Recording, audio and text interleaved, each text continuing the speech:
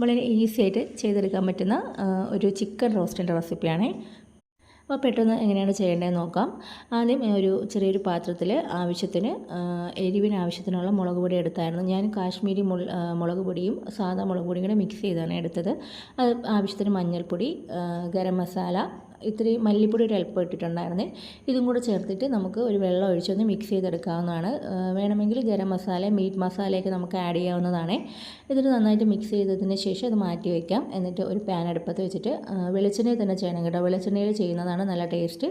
വെളിച്ചെണ്ണ ഒഴിച്ച് അതൊന്ന് നന്നായിട്ട് ചൂടായി വരുന്ന സമയത്ത് നമ്മൾ ഈ മിക്സ് ചെയ്ത് വെച്ചിരിക്കുന്ന മുളകിൻ്റെ മിശ്രിതം ഒഴിക്കാവുന്നതാണ്. പിന്നെ കറിവേപ്പിലയൊക്കെ ഇടുന്നെങ്കിൽ നമുക്ക് ഈ സമയത്ത് തന്നെ ഇടാവുന്നതാണ്.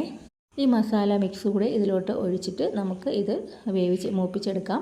അപ്പോൾ ഇത് നന്നായിട്ട് മൂത്ത് എണ്ണ ഇങ്ങനെ തെളിഞ്ഞ് വരും കേട്ടോ. അപ്പോൾ പെട്ടെന്ന് കരിഞ്ഞു പോകത്തില്ല. വെള്ളം ഒഴിച്ച് നമ്മളിങ്ങനെ ചെയ്യുന്നത് കൊണ്ട് തന്നെ അങ്ങനെ കരിഞ്ഞു പോകാറില്ല. അപ്പോൾ അതിന് വേണ്ടിയിട്ടാണ് ഇങ്ങനെ ചെയ്യുന്നത്. അതുപോലെ അതൊരു പ്രത്യേക ടേസ്റ്റാണ് കേട്ടോ ഇങ്ങനെ ചെയ്യുമ്പോൾ.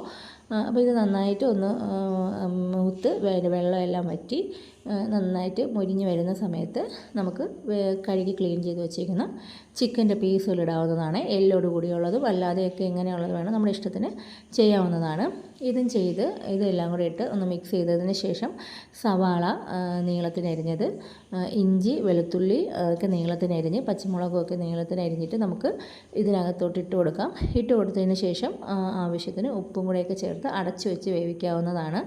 അപ്പോൾ വെള്ളം ഒഴിച്ചു കൊടുക്കേണ്ട ആവശ്യമില്ല കേട്ടോ. ചിക്കനിൽ നിന്ന് ആവശ്യത്തിന് വെള്ളം ഇറങ്ങും. പിന്നെ അതുമല്ലാതെ സവാളയിലും അത്യാവശ്യം വെള്ളം ഉണ്ടാവും. അപ്പോൾ അതിൻ്റെ വെള്ളവും കൂടെ ആകുമ്പോൾ ആ വെള്ളത്തിലിരുന്ന് നമുക്കിത് നന്നായിട്ട് വെന്ത് കിട്ടും. അപ്പോൾ ഇതൊന്ന് അടച്ച് വെച്ച് ഒരു 10-15 മിനിറ്റ് കഴിഞ്ഞ സമയത്ത് വെള്ളം നോക്കാം. എന്നിട്ട് വെള്ളം പോരാന്നുണ്ടെങ്കിൽ നമുക്ക് വീണ്ടും കുറച്ച് വെള്ളം കൂടെ ആഡ് ചെയ്യാവുന്നതാണ്.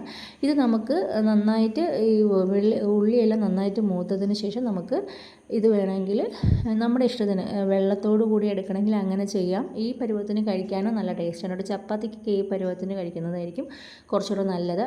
വളരെ കുറച്ച് ഗ്രേവി ആയിട്ടുള്ളത്. അല്ലെന്നുണ്ടെങ്കിൽ നമുക്ക് നന്നായിട്ട് ഡ്രൈ ആക്കിയിട്ട് നമ്മൾ സാധാരണ ചിക്കനൊക്കെ പൊരിക്കുന്ന ആ ഒരു പരുവത്തിൽ എടുക്കാവുന്നതാണ്.